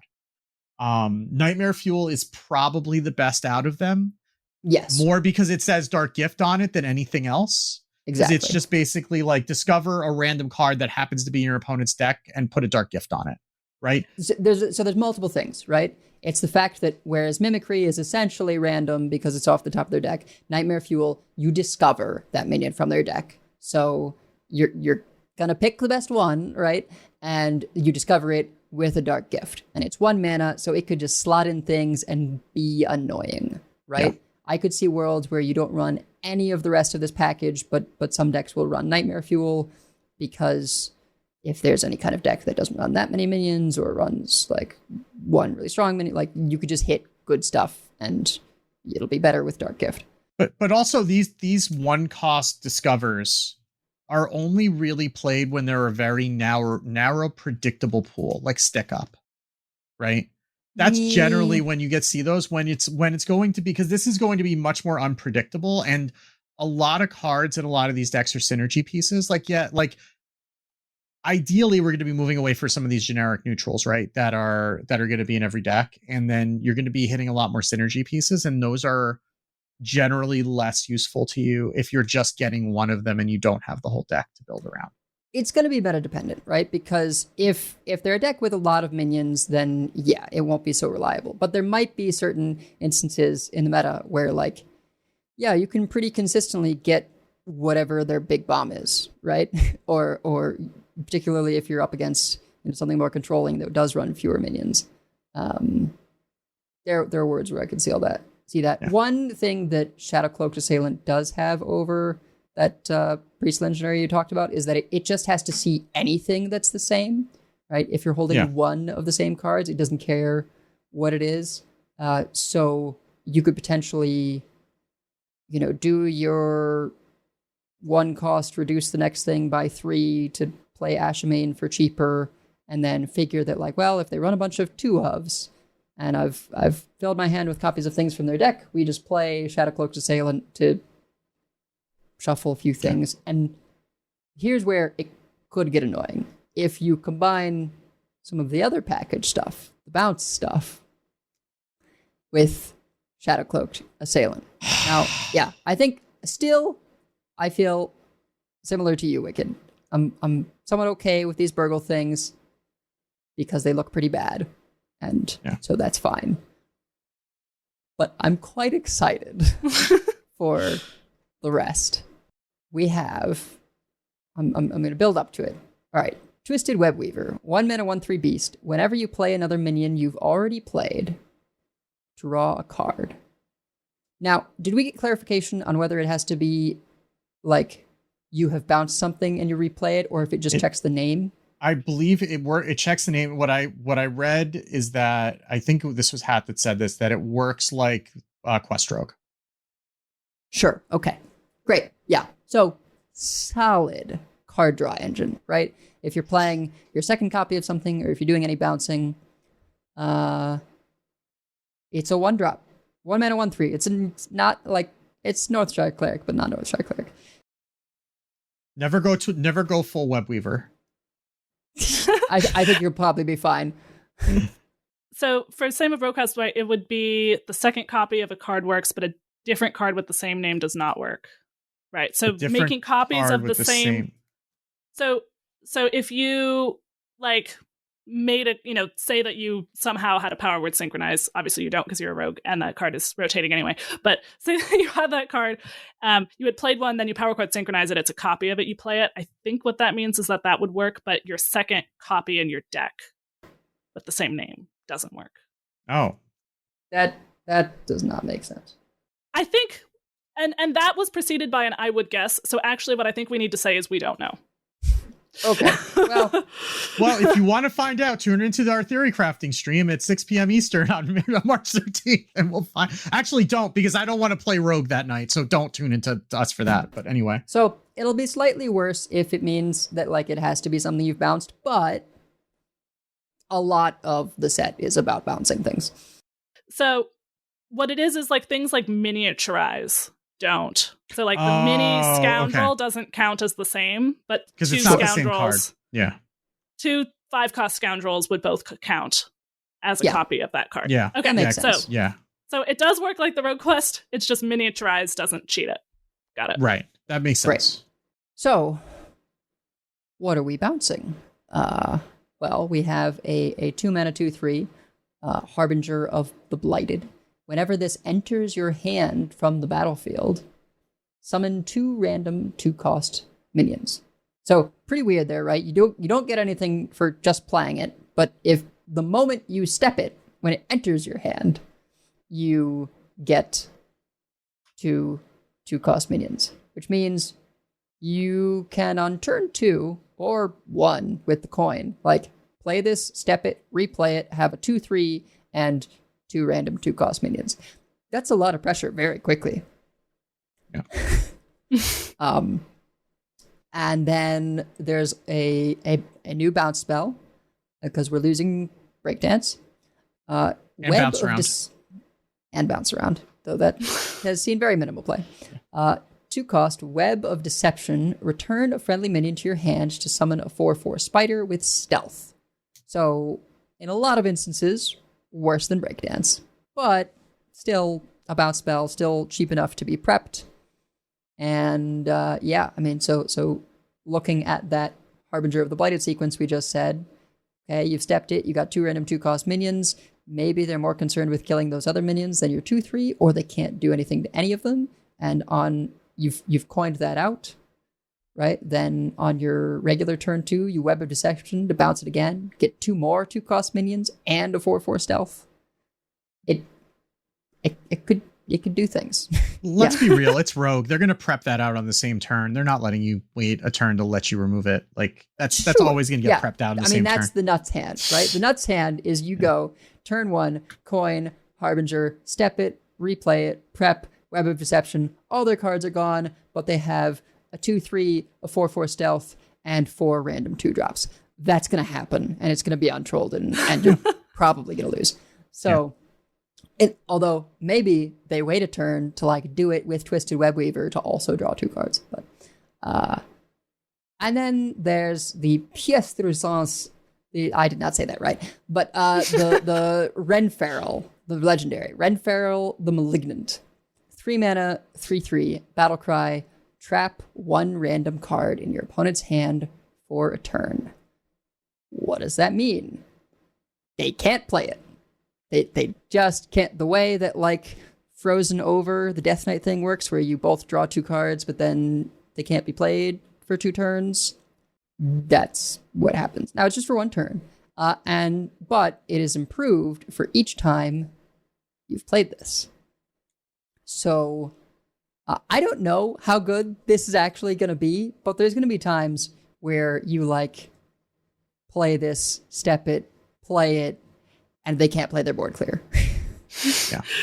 Yeah, and I assume the way it's improved because of what's a number versus just the word A, it traps more cards in your opponent's hand. Yes. It doesn't trap them for longer, it traps more of them. Yeah. Yes. Yeah, because the one in before random card is a numeral. The one, or it's not even it's a turn, not 1 turn. So you can't increment A, you can increment 1. Yeah. So I thought these were pretty cool, but like wasn't sure just how much we would get to do them. And then I remembered that Wagglepick is in core. The 4 mana 4/2 weapon that Death Rattle, return a random minion you control to your hand. It costs 2 less. Thanks, I hate it. That is how we're going to be bouncing Renferal. Now, it does get messy, right, with Harbinger of the Blighted, because if you're summoning random 2-drops, you can't guarantee that you're hitting the right thing there. There's some sort of anti-synergy. But for Renferal specifically, if you're like doing it before you make a board, that could do things. And then we also, of course, have Youthful Brewmaster, which when there's been crazy incentives for bouncing things, such as in Quest days, not that this is quite the power level of Quest, but, that's worth running. And I believe we're losing Saloon Brewmaster. We are. That was Badlands. But there's always a possibility that they make another thing. But I think for the purposes of like theory crafting this, we have Web of Deception, Youthful Brewmaster, Shadow Step, and Wagglepick, which is 8 cards that bounce things. That's pretty good. I mean, I think whether or not the legendary hits, Harbinger of the Blighted is just going to be some insane pressure, because there's going to be situations like that nut draw we described. There's going to be situations where it just sticks and you Brewmaster it, and that's great. Yeah, I'm excited. We haven't had like this kind of early pressure rogue in a while. Like, it feels like since Wagglepick is what it feels like. Yeah, honestly, that's a good point. I haven't like done deep digging to see sort of what kinds of things that don't specifically have synergy with like when this enters your hand, but just have good battle cries, right? That we maybe want to do. I mean, Gorgonzormu is like an easy in, but yeah, I'm ready for a like low to the ground, aggressive bounce rogue. I would play that. I feel like I'm more of a fan of that than Sonya's Shenanigans. Yes. I mean, Sonya's in the deck. Sonya's also, yeah. Because here's the thing, right? If you Shadow Step Renferal, she costs 1. So. That's true. And Twisted Web Weaver costs 1 already, just to start with.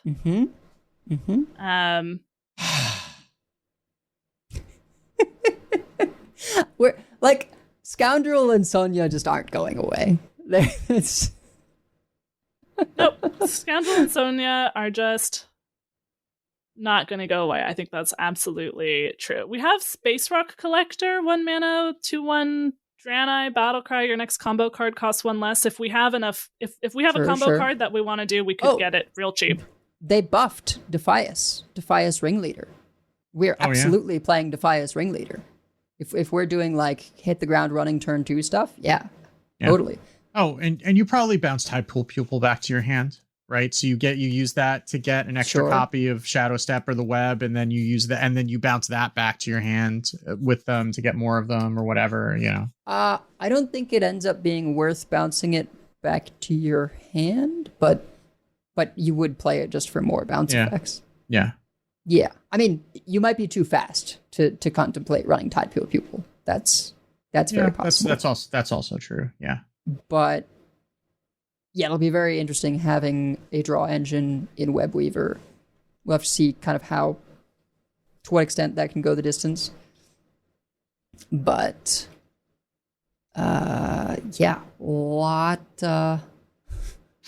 lot going on there, and I'll have to do a just like, let's sift through all the battle cries to see what shenanigans we can do with this. You could bounce Doom Maidens, draw a card from your opponent's deck. If you don't play it this turn, put it back. No, I don't think we're doing that one. Good. Don't do that. Or Life Drinker's still in standard. You could do that. It's true. I think we've moved past that one, but it does cost 4, so you can reduce it to 1 and then Sonya it. Well, speaking of shenanigans, there's some very different shenanigans that we can do with Paladin, if we're ready. Yeah. So Paladin is also an imbue class, and we have now seen its imbue hero power, which is Blessing of the Dragon. Shuffle 2 emerald portals into your deck. Your portals summon 1-cost dragons. When you upgrade that, your portals will summon 2-cost dragons or 3-cost dragons. You still shuffle 2 in, but the cost of the dragon summon improve. They are cast when drawn. Importantly, when you upgrade your hero power, that also upgrades all of the portals that are already in your deck. So you don't have to worry about like drawing old ones that only summon 1 cost or something. They will all be improved. Kind of like Incendious or something, except for unlike with the weird thing with Incendious, where if you had different Incendiuses, they kept track of their own. It's like, the portals in your deck are always going to do what it says on your hero power when you mouse over it, is the point there. So we have some cards, of course, that will imbue your hero power and that go with that hero power. So Aegis of Light is a 1 mana holy spell. Summon a random 1-cost minion and give it taunt. Imbue your hero power. We also have Gold Petal Drake, 3 mana, 3/4 dragon with Battlecry and Death Rattle. Imbue your hero power. We have a couple things that will draw spells that didn't start in your deck. So Dragon Scale Armaments is a 1 mana holy spell. Draw a spell that started in your deck and one that didn't. And Dream Warden is a 4 mana 3/4 dragon with Taunt and Battlecry. If there is a card in your deck that didn't start there, draw it and gain +2/+2.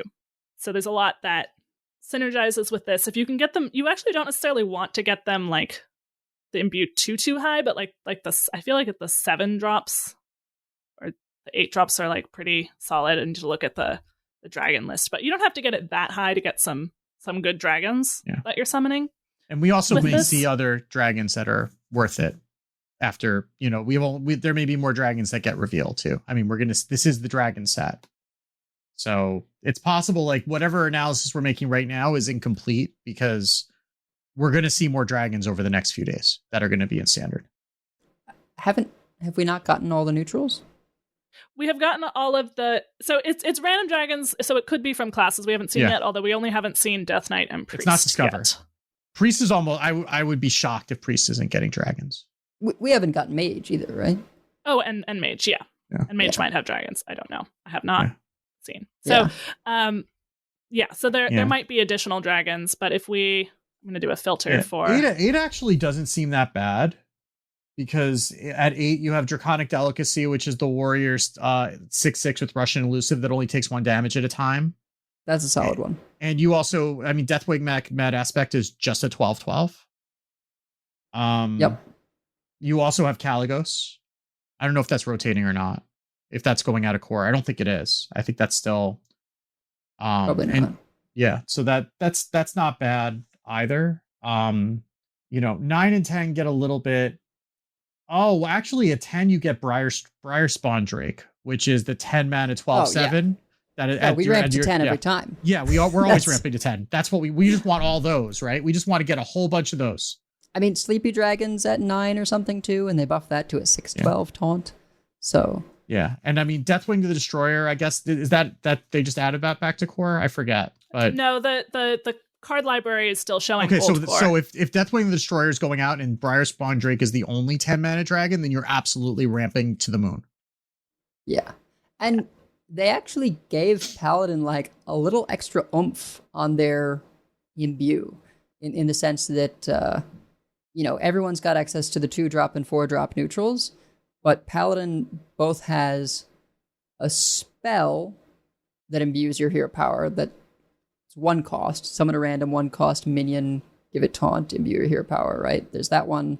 And you mentioned the Gold Petal Drake, Battle Cry, and Death Rattle, right? So rather than the usual just 2 in the neutrals and 2 in the class, Paladin had one of their 2 is Battle Cry and Death Rattle. So they get an extra imbue in there so that it is possible to get to 10. But you have to hit all of them. You have to hit all of them, yeah. Yeah. It looks like Caligos is staying, but Deathwing is not. Okay. So unless there's another 10-drop dragon, then you absolutely want to get to 10 every time. There will be Runaway Blackwing, but that's also fine. At the end of your turn, deal 10 damage to a random enemy minion. Okay, it's less good because it's only a random enemy minion. Yeah. That is less fine. I forgot it said minion. Yeah. Doesn't go face. It's still a 10/10, but doesn't go face. Maybe they put that in specifically for this. Yeah, so we're not getting another when we had like it was always summoning the 10 cost spell. Oh, when it was either Table Flip or Sunset Volley? Yes, thank you. Yeah. Yeah. That's basically what this is going to be, except they're both going to be big. Question: if it is at 3 cost, can your imbue summon Gold Petal Drakes? I don't see why not. Yeah, I'm sure it can. It's not super likely, but scenario is. Yeah, but it is possible. I wonder if you ever just hold it 3 for a bit. I mean, it's a 1 in 5 chance. There's only at least, and you shuffle 2 in, right? Yeah, it's only as far, at least right now, assuming that the card library is correct. There's just Nightmare Dragonkin, which is the Demon Hunter one we just talked about, Bronze Explorer, Gold Petal Drake, Fey Trickster, and Gorgonzormu. That's it. Do we know when you upgrade, when you continue imbuing, do any portals you've already shuffled see that? Yes. Yes. Okay. So then I don't think this strategy would quite work then, right? If you were let's shuffle some 3s, but if they get upgraded for further imbues, I think you just still want to keep imbuing. Yeah, you do. But you could kind of hold off and do other things while you use your hero power, shuffle a bunch of portals. I mean, it's going to be very slow, right? Right. That's probably not worth doing just to try and hit more Gold Petal Drakes. And as soon as you get one and it dies, it's all happening anyway. So. Yeah. Yeah. Or we're just trying to kill them and we're also getting some dragons as additional board pressure. Oh, you aggro players. While we're going along. Savor your meal for once. This is not aggro. This is not aggro. Megasa is aggro. Okay. But that's what I'm saying. If you're talking about what I think you're talking about, I am on board. Okay, yes. And I will say that in one second. I just wanted to point out, these are all holy spells, and Flickering Lightbot still hasn't had its time in the sun. That's the reduces for holy spells you've cast this game that also has Gigantify. Just wanted to point that out real quick. But yeah, we've got, this is not like the crazy thing that's going on here. So we have a weapon, Ursine Maul, 4 mana, 4/2. After your hero attacks, draw your highest cost card. That might be our new Wild God, Ursol. 8 mana, 9/7 beast. Battlecry, cast the highest cost spell from your hand as an aura that lasts 3 turns. So what that means is the spell will like go on, look kind of like a secret, just like the other aura cards do. And at the end of your turn, so that includes at the end of the turn that you play Ursol, that spell will trigger. And then it will trigger at the end of the next turn and at the end of the turn after that. Now, this doesn't quite work the way you want it to with Shaladrisil, I believe, because even if you, like, first of all, Ursol won't corrupt Shaladrisil from being played, and then also, like, once it becomes an aura, it's like not. It's in its original form. So this is not this. You can still get the regular dream cards. Maybe that's fine, but you're probably instead wanting to do the new 7-cost Paladin spell. Renewing Flames, which is a 7 mana nature spell with lifesteal, deal 5 damage to the lowest health enemy twice. Excuse me. I'm sorry. Is that Pyroblast with lifesteal for 7 mana? Is that what we just described? 3 times. Yeah. And you always draw it because you have Ursine Maul. And you can have another one. Yeah. That you can, because of the change they made a while back, you can play. Let's also not forget that there is the aura buffing stuff, right? Where you can make your auras last longer. So if you find a way to build your deck to care about auras, right? You can extend this to 4 or 5 turns. With the Cardboard Golem. You do have to play the Cardboard Golem after you've played Ursol, but that's fine. Like, you can just play it after you played Ursol. But yeah, I mean, also, just saying it all, Sea Shanty costs 10. So you can finally make Sea Shanty work. Get 3 5/5s 3 turns in a row. I mean, it's terrible. It's not bad. Okay, so there's for example, people are having theory crafts with okay, so here's one from Sunkyu. This is maybe not like the final version of the deck, so like I'm not going to give like the whole list, but basically we can run Linessa. We can have like Ethereal Oracle and the Imbue stuff and Linessa, because those are all cheap. So you're drawing, like if you get Linessa and then Dragon Scale Armaments, you summon 2 dragons and you draw 2 spells. And some of those could be like Holy Glow Sticks. And Dragon Scale Armaments is a holy spell. And then you also have like the Ursol Renewing Flames things up at the top end. And you could also run Incendious. Oh, sure. Ethereal Oracle, because why not? Sure. And and then you could have coins with Metal Detector and Manager, and like we can just throw all of this in a deck and kill people. Like, you do have to be a little bit careful, because the targeting, I believe, if it's something that's targeted, I believe the targeting is random, correct? Correct. Well, so you don't play it until you have Renewing Flames. No, but what I'm saying is like when you play something, I'm saying if just like you're not always going to have Renewing Flames, or you might just have random spells in your hand or whatever. So like, well, you are, because you're running Ursine Maul. So okay, you're going to get this off Malorn sometimes. Okay. Right. So like, you're not always building around this. Sometimes it's going to be the best thing you're going to choose off of Malorn. And you need to be careful about when you weigh that, because like I'm looking, and again, Malorn's probably not the best use case for this, but like Spike Ridge Steed could backfire real hard, for instance, because that's what I'm looking at. That's next to Renewing Flames. And that's a 6 mana. That's a 6 mana spell that gives a minion +2/+6 in taunt, and when it dies, summon a Stegodon, which is also +2, which is also a 2/6 taunt. And that's not necessarily going on your minions. So that's what you need to be careful of if you're choosing this off of a Malorn. This probably would not happen because I don't think an Imbue deck runs Typhoon, but Ursol Typhoon. Okay.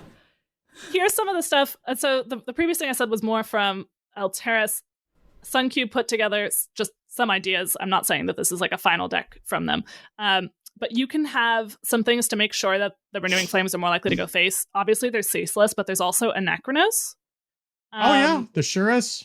And you can tutor that with like the Curator. The Curator could also draw you Red Scale Dragon Tamer, which draws dragons. It's a Murloc with Death Rattle. It draws dragons.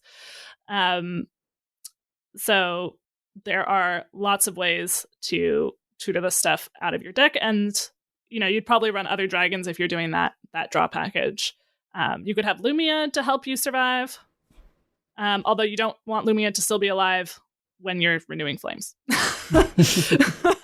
So that is always the trade-off with Lumia. But yeah, there are lots of options here, and I'm really excited to see where to go. I mean, I was building all kinds of crazy stuff with this. You know, you can also use Ursine Maul to draw your top end of just like literally anything that you're doing. I mean, we played Polkelt, right? I mean, to do that, or Order in the Court, right? Just to be able to do that. So, you know, I mean, that's kind of Paladin's thing is, you know, drawing things in the right order. So, and you know, even if we end up with some sort of more aggressive Paladin deck, you know, for example, I don't think that this is where we're going, but say the Terran Paladin stuff became playable. You know, it's like with the Imbue, that's also summoning you things, but it's probably slower than the Terran Paladin wants to be. But like, you know, you could have that more aggro shell, or maybe we get a more aggro shell in a later set. And then you have your 7-drop top end, and you just always draw with Ursine Maul, which is also doing 8 damage to the opponent's face. So you're not unhappy to be paying 4 mana for that. And then it happens to draw you your 7-drop in time for you to need it.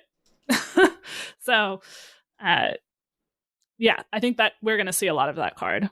And I suppose the only one we haven't mentioned here is Mark of Ursal, is a 2-mana spell that says choose a minion. If it's an enemy, set its stats to 1/1. If it's friendly, set its stats to 3/3 instead. Okay. I mean, that's like kind of Keeper of Oldemon-esque, right? That's we will take that. Yeah, not a minion, but at least it's flexible, I guess. Yeah. Yeah. I mean, you have your hero power, at least for some amount of time, will make Silverhand recruits. So, you know. Right. I'm more mean that like Keeper of Oldemon, the strength was that it was a 4-mana 3/4 on top of but I mean your 1/1 a 3/3 or making their thing a 3/3. Yeah. I mean, you were getting 2 bodies for 1 a lot of the time, but I mean, if you could just like, you know, turn off another minion or whatever, and then also have the ability to buff one of your own minions. I think it's worse in the Imbue set where we're overwriting our hero power a lot of the time. But it, you know, that may not always be the case, right? Yeah. All right. Well, we have one more class where most of the cards have been revealed. Warlock, we are still missing 1 card because that card got delayed till Friday morning. That is the Wild God for Warlock. So if you're, you'll be listening to this after that has been revealed. We cannot talk about that quite yet.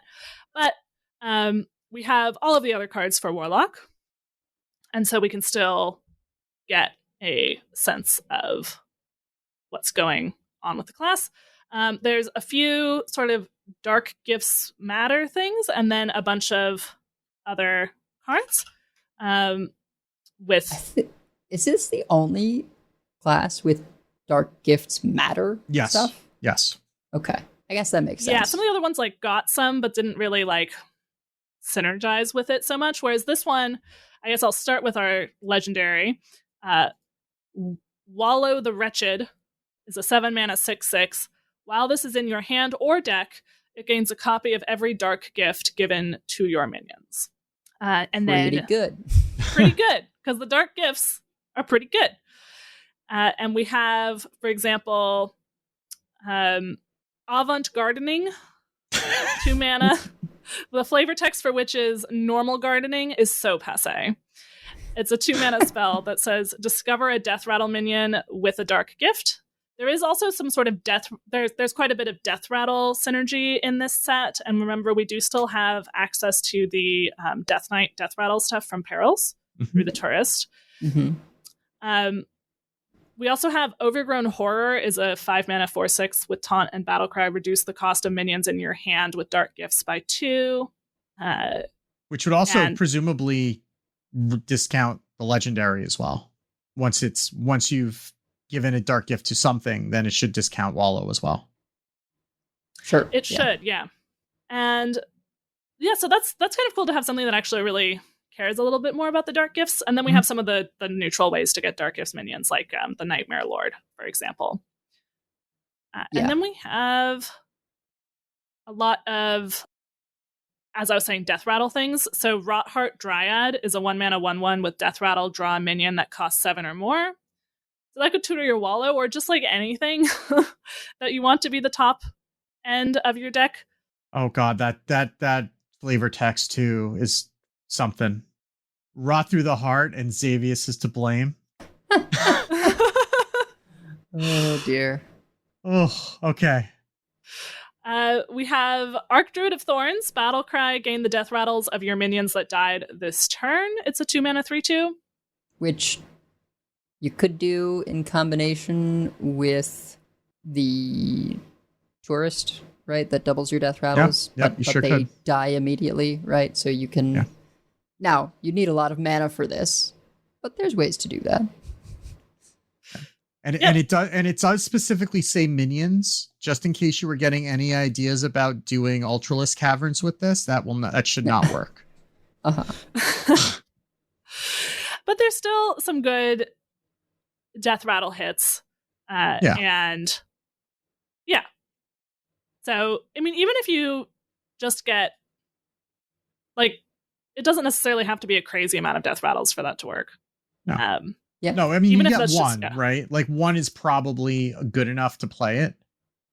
I mean, it's 2 mana double a death rattle, right? If you get more than that, it's gravy, but just one is probably good enough to justify it. It sets up that thing, right, of people are like, well, do I trigger this death rattle so that they can't get value off of Archdruid of Thorns, or do I leave it there because it's kind of inconvenient to trigger it? So, like, you could just stick Rotheart Dryad, and then you get to trade it off and play Archdruid of Thorns, or you stick the ramp both players treant, right?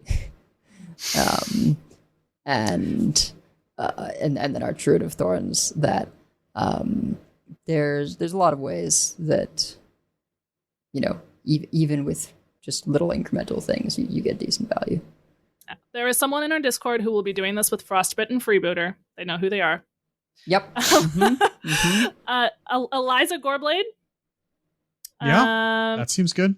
You know, there's obviously Dreadhound Handler, although that one is just a 1/1 with Reborn. It's not as good as when you do it with Brittlebone Buccaneer.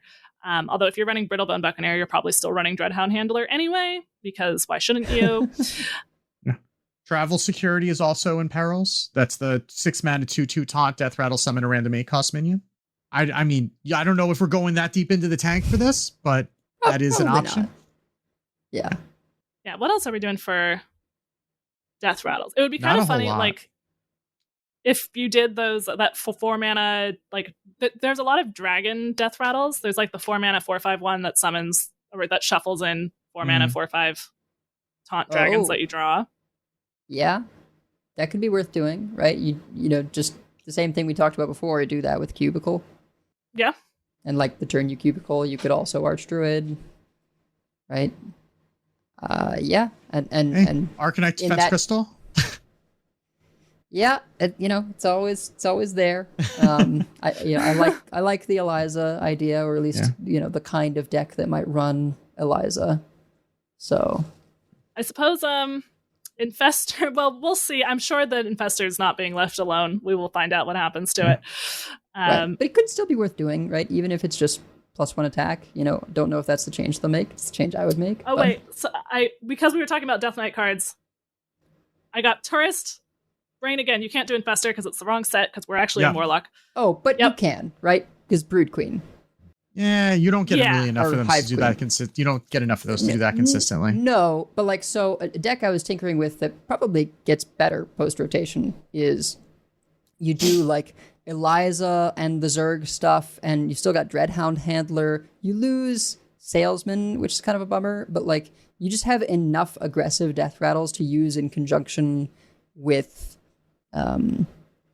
like Buccaneer, right? And some of those powerful cares about death rattle things in Death Knight. And yeah, are running an aggressive deck that also has Zerg stuff, right? And sometimes you get Infester, but if you don't, you have Eliza. Clearance Promoter could also be interesting. 3 mana, 3/2 Death Rattle, reduce the cost of 2 spells in your hand by 1. If you have a reason to want to do that, that could be interesting. Mm-hmm.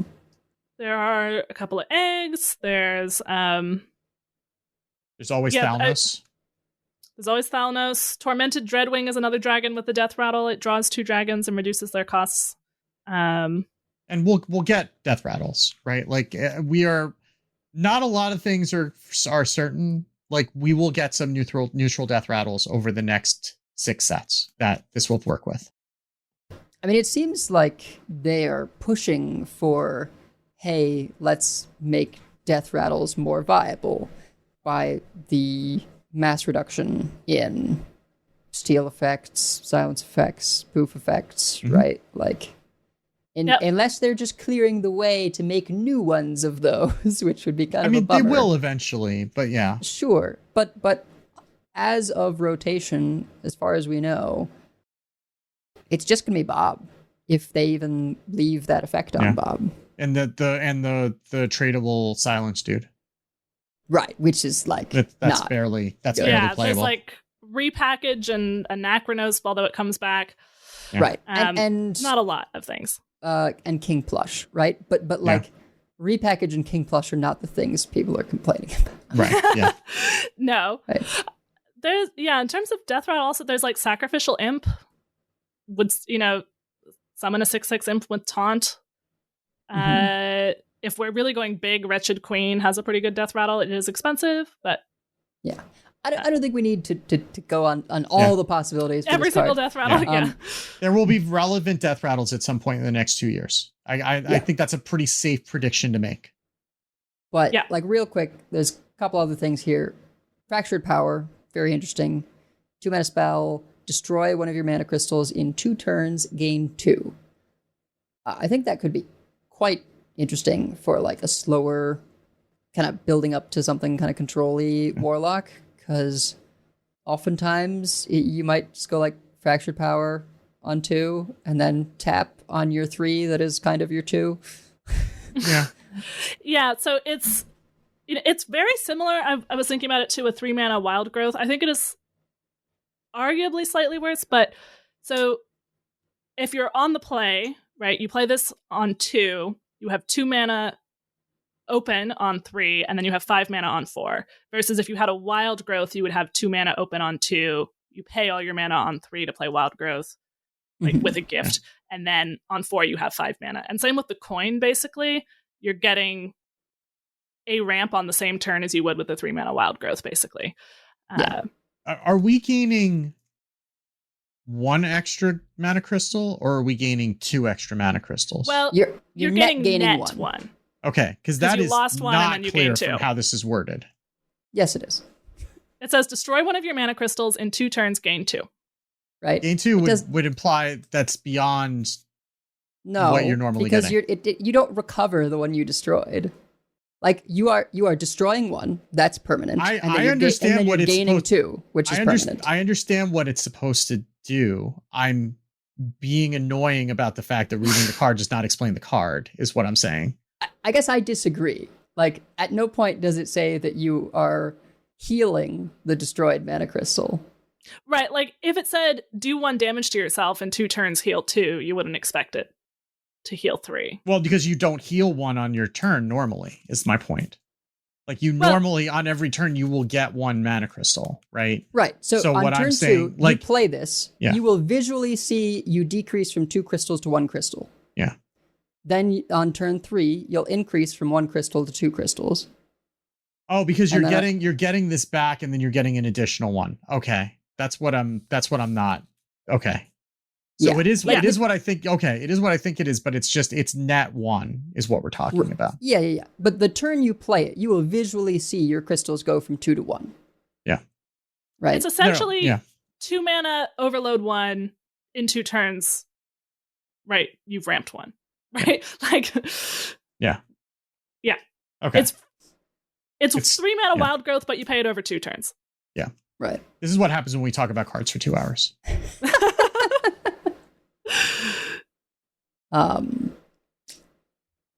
Let's see. Yeah, and then was the choose one revealed earlier? I forget. For Warlock. The choose one. I don't think so. No, it wasn't. Yeah, sleep paralysis. Yeah, it's a 5 mana spell. Choose one, summon 2/3/6 demons with taunt that can't attack or destroy an enemy minion. That, sure. Yeah, I don't know. I mean, it's a lot of bot, right? It's a lot of taunt. If that is a meaningful amount of taunt, then this may see some play. If it's not, 5 mana destroy an enemy minion is really bad. That's free buff assassinate. We're paying 2 mana right now for a 1/6 that's sometimes a 4/6 that can't attack. Right. So you're paying effectively that plus 1 mana extra as a surcharge for the flexibility. And 5 mana to destroy a minion is a terrible rate. So you basically you have to want the 3/6s most of the time and then use that to destroy a minion as like an emergency. But if you are playing that as removal, there are better ways to do that in Warlock. I mean, remember, they buffed the Warlock one where you destroy a minion and restore 3 health from 5 mana to 4 mana. Right. Yeah.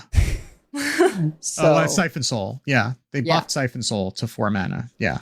And they buffed Assassinate in Rogue from 5 mana to 4 mana. So like 5 mana you are definitely paying attacks for the flexibility of this card. And I don't know that it's necessarily worth it. Yeah, I think it is totally contingent on whether getting those taunts is worth it. Yeah. And just don't know. And last card here we have is Rotten Apple, 2 mana, restore 12 health to your hero for the next 2 turns, deal 3 damage to your hero. That actually seems solid. Yeah. It's like emergency button right now. and then you're still also, up 6. Yeah. Assuming that you have less than 18 or less health, right? Or I guess correct. Because like if you're playing this on like 24 health, then you didn't do anything. Yeah. But unless you care about taking damage, in which case we still have Pain Lock cards. That's true. Right? Once again, something for Pain Lock to use. Although I believe we are losing Molten Giant. Yes, no? Correct. Yeah. I believe we are. Yes. So, a little bit lower incentive to do Pain Lock. Yeah. There's also Hungering Ancient. I don't think we talked about this either, which is an 8 mana 6/7. At the end of your turn, eat a minion in your deck and gain its stats, and Death Rattle add them to your hand. Sure. It's not even a demon. It's not like anything. It doesn't have a type. It's just a big boy. Yeah, I don't know. It is draw, sort of. Yeah, historically, there's been an issue with cards like this because, Death Rattles are bad, but like they seem to actively be trying to not have that be the case. Yeah. So the Death Rattle will likely trigger. However, this has no keywords. Doesn't have taunt. No taunt, no rush, no anything. board relevant keywords, I guess we'll say, right? Yes. Just having Death Rattle doesn't count. Yeah. So it'll get large, but yeah, I don't. But if your opponent ignores it for too long, then eventually it's going to die and give you 3 or 4 minions in hand. But also, if it stays on board for too long, then you could overdraw them, which would also be. I have no idea. This breaks my brain. I don't know why we want to do this. So this is the kind of card that I don't dismiss, and I call it out mainly because it feels like the kind of card where I am not smart enough to break it, but somebody might be. I'm not saying will be. I'm just saying might be. I think it's possible. It's just bad. Yeah. Yeah, I'm willing to be wrong on this one, but I'll be surprised if it sees much play. I'll put it that way. Yeah. There are always things that we're wrong about. If Forge of Wills were still staying in standard, it would probably be a little bit better, but not by much. Yeah. Yeah, Forge of Wills would at least give you a rush on the turn you played it, but then Yes. it would only be a 6/7 rush on the turn you played it because it wouldn't have eaten anything yet. Like, yeah. But overall, I think across all these classes, there's a lot of stuff I'm excited to theorycraft for theory crafting on next week, Thursday, Yeah. March 13th. Yeah, and I'm excited to see what everyone else cooks up. In the second half of the theory crafting, you're always like, trying to figure out what is everyone. There's like already half a meta by the time you log on. You're like, what is happening? I have to quickly change my theory crafts to the good version. Yeah. This is why I've been getting lazy and just waiting a little bit longer before I start. Well, that is going to do it for today. So we're not going to get a chance to talk about the last 3 classes before the theory crafting actually happens. Just kind of the way it played out. I'm sure we will talk about the priest cards, having played with them. We might talk about them for a minute. Either we're going to talk about them for a really long time, or we're going to pretend that they don't exist. It's going to be one or the other, and it's probably not going to be too far in between. So yeah. So we have many folks we'd like to thank. Check out our thanks section on the website at coinconcede.com, and you can also find our contact info, our show notes, and our Patreon information. You can monetarily support our show at patreon.com/coinconcede. Join us every week live by following us on Twitch at twitch.coinconcede.com. Join our community chats in our Discord at discord.coinconcede.com, and write into our email at coinconcede@gmail.com. Follow us on Blue Sky at coinconcede, and if you'd like some CC swag, head on over to our shop at shop.coinconcede.com. So, Coinconcedes. Wicked.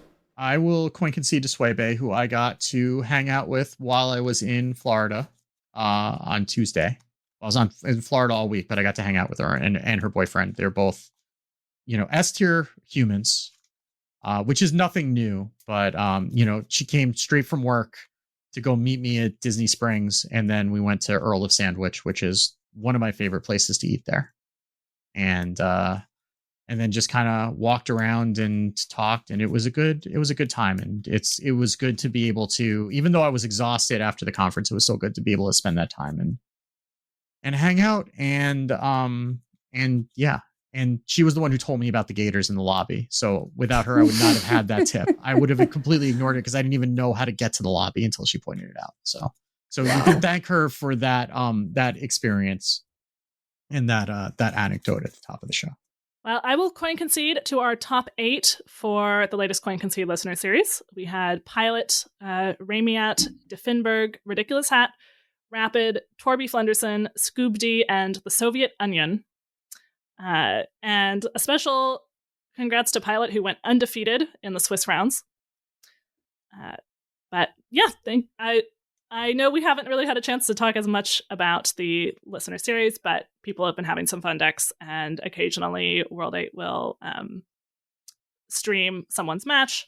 So if you're interested in that, just keep an eye on the Discord channels. And we almost got through the episode without mentioning World 8 this time. No, not quite. Very end. It's impossible. Got snuck in there. Not until we start a jar that you have to put a $20 bill into. That's when it'll stop. It's an aggro player, okay? But yes, congrats to the top 8, and also congrats to everyone who participated. Thank you for participating in the listener series. It's always fun. Yeah.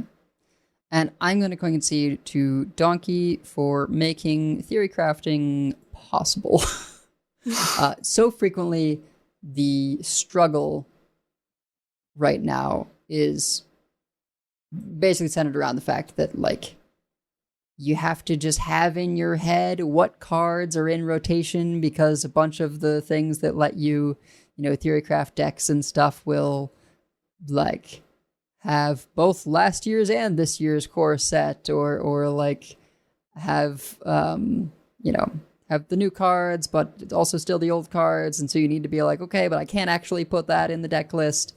And yeah, he's made a workaround so that we can actually build decks with looking at a library of what cards are actually going to be available. It is such a gigantic pain in the butt to try to brew decks before like the first set of a year. Like, yeah, this is really the Lord's work that he's doing over there. Mm-hmm. Yeah, H's Guru, just consistently like the most useful site for Hearthstone. Well, that is going to do it for us. So until next time, keep calm and think with portals. And if you see us on ladder, coin concede. Coin concede. Coin concede.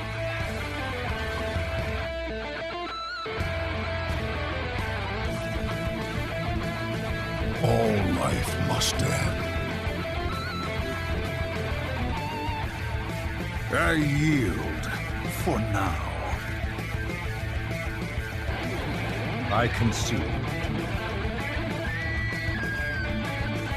Well fought. I concede.